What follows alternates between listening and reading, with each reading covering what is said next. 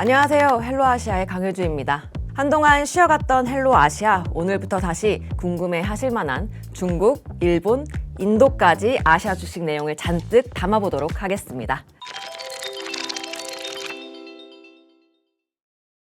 오늘 이야기할 내용은 9월 27일 치러질 일본의 자민당 총재 선거입니다. 7월에 일본뿐 아니라 전 세계 금융시장을 막 출렁이게 만들었던 이벤트가 일본 BOJ의 금리 인상이었죠. 일본이 예상한 것보다 이르게 금리를 인상했고, 여기에 미국의 경기 침체 우려까지 겹치면서 엔화가 급격하게 강세로 전환될 수 있다는 것이 시장을 흔들었던 문제였습니다.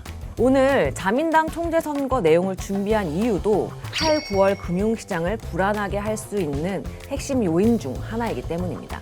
현재 일본은 긴축은 하겠으나 경제 상황에 맞춰서 천천히 금리를 인상하겠다는 입장을 밝히고 있죠.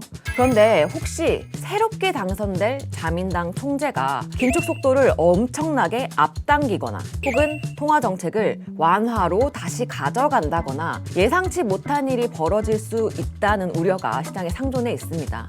그래서 9월 27일 진행될 자민당 총재 선거를 앞두고 유력 후보군이 누구인지, 해당 후보들이 어떤 정책을 지지하고 있는지를 파악할 필요가 있습니다. 일단 후보들을 살펴보기 전에 자민당 총재를 뽑는다는 게 대통령 선거도 아니고 뭐가 그렇게 중요한가? 자민당 총재 선거는 사실상 우리나라의 대통령격인 일본 내각총리 지명선거로 여겨지고 있습니다. 일본의 내각총리는 국회 의결에 의해서 지명되는데요. 이 자민당이 정말 오랜 시간 동안 집권 여당 지위를 차지하고 있다 보니 역대 자민당 총재 대부분이 일본 내각총리로 취임해 왔거든요.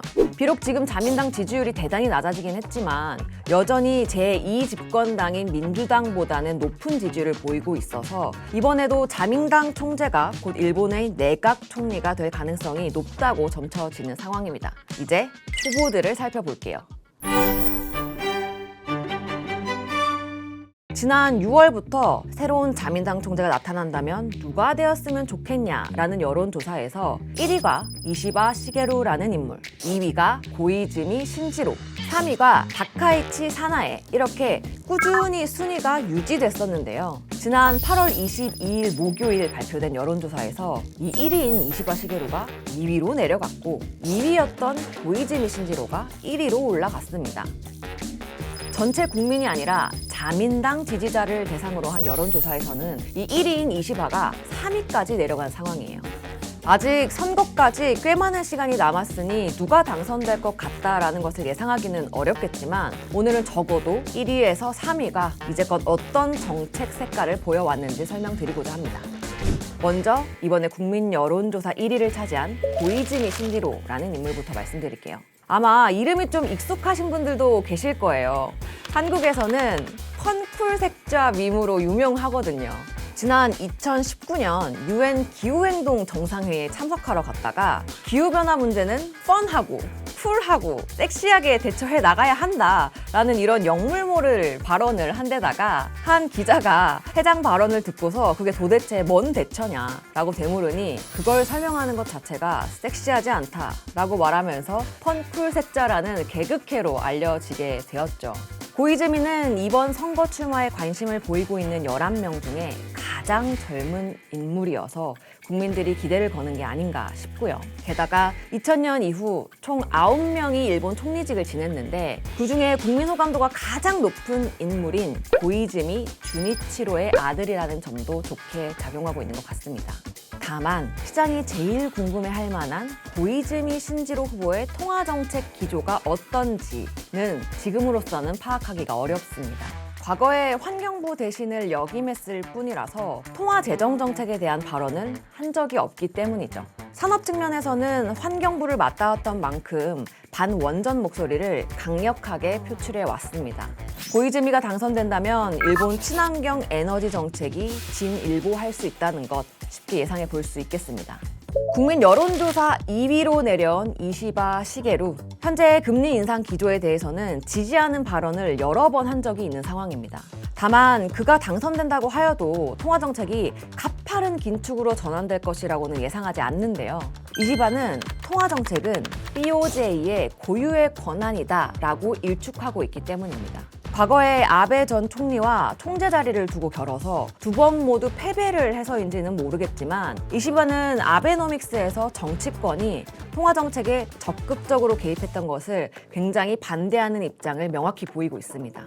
이시바가 가장 중요하게 생각하는 분야는 지방 활성화 정책입니다. 도쿄 중심의 성장에서 벗어나서 내수 주도형 지방 활성화 정책을 성장 전략으로 펼치겠다라는 것이 그의 오랜 공약이죠.